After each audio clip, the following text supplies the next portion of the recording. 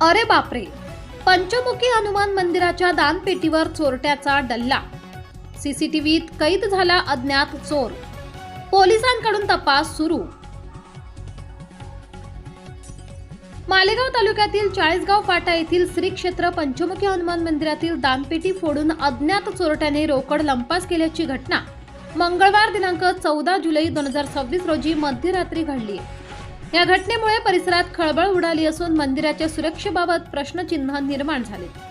मिळालेल्या माहितीनुसार रात्री सुमारे 12:30 ते 1:30 वाजण्याच्या दरम्यान अज्ञात चोरटा मंदिरात शिरला. त्याने दानपेटीतील अंदाजे 400 ते 500 रुपयांची रोकड चोरून नेली. ही संपूर्ण घटना मंदिरातील सीसीटीव्ही कॅमेऱ्यात कैद झाली.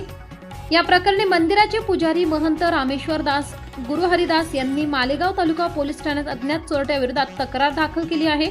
त्यानुसार पोलिसांनी गुन्ह्याची नोंद करून तपास सुरू केला असून हवालदार बनकर व शिंदे पुढील तपास करीत आहेत.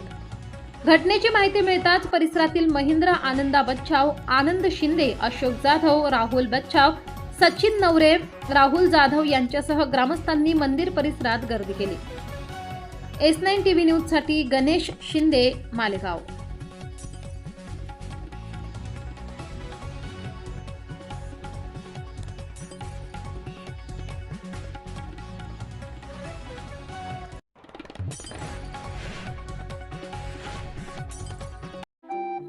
आपल्या चॅनलला नक्की सबस्क्राइब करा. बेल आयकॉन दाबायला विसरू नका.